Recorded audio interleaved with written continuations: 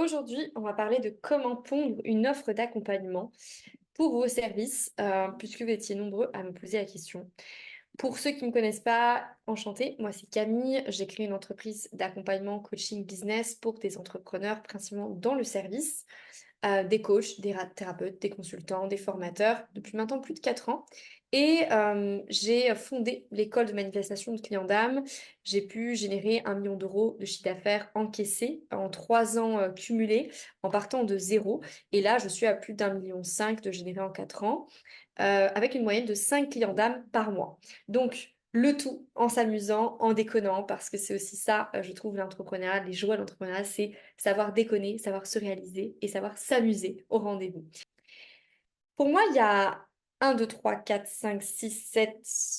7 choses à voir qui vont permettre de réellement créer cette offre. Enfin, la première chose qui est importante et qu'on pense pas, mais qui est quand même 80% du résultat, c'est pas votre état d'esprit, c'est pas vos pensées, c'est votre identité, c'est votre énergie. Ça veut dire que dans la vie, tu n'obtiens pas ce que tu veux, mais qui tu es. Qui tu es provient de ton énergie. Comment tu te sens. Si tu fais une offre, j'en parlais, j'étais en appel avec une potentielle, enfin une cliente qui a démarré le programme juste aujourd'hui et qui me disait, Camille, j'ai la peur du manque.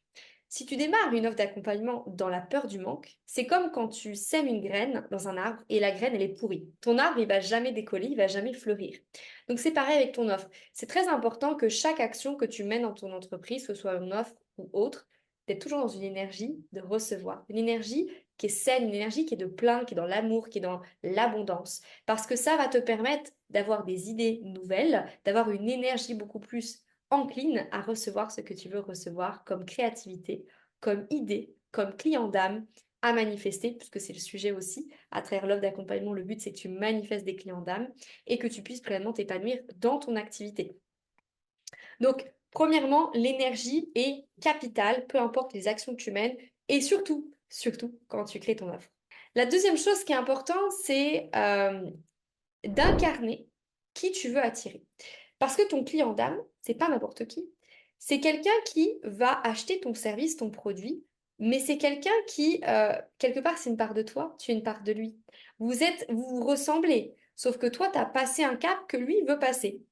Ou tu l'aides à passer un cap que toi, tu as déjà aidé d'autres personnes à passer ce cap-là.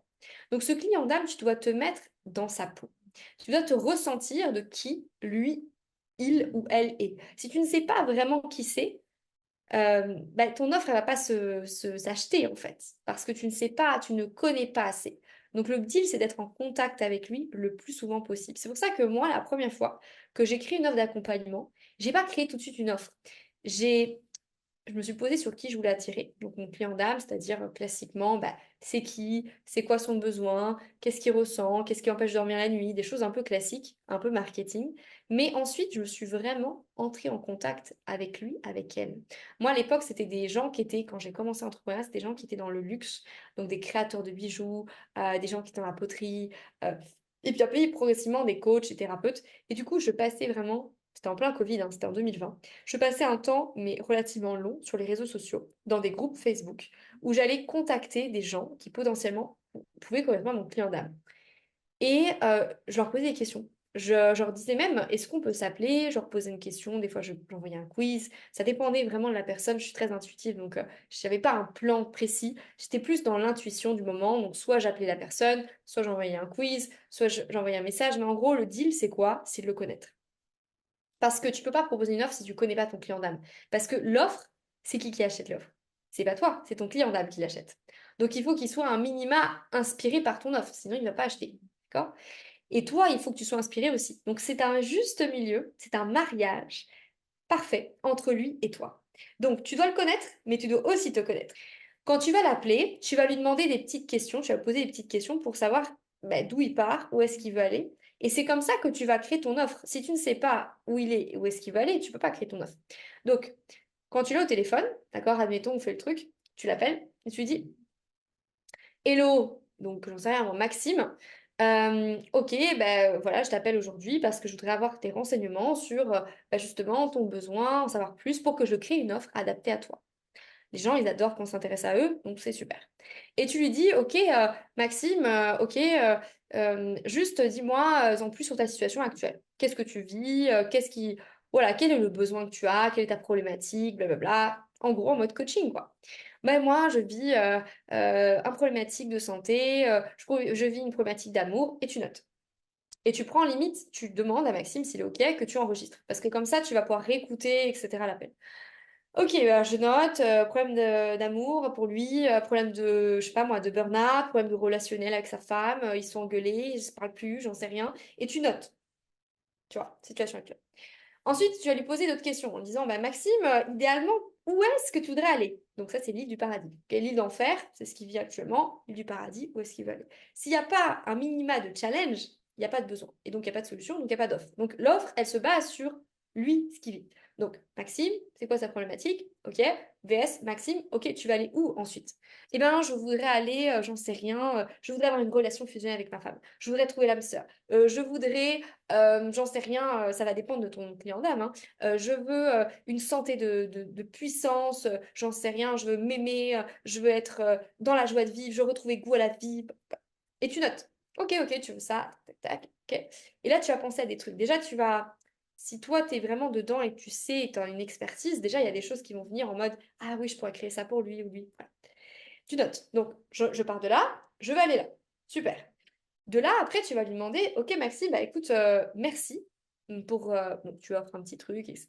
Et tu dis, bah, on va se rappeler demain ou après-demain, idéalement demain, sous les 24-48 heures.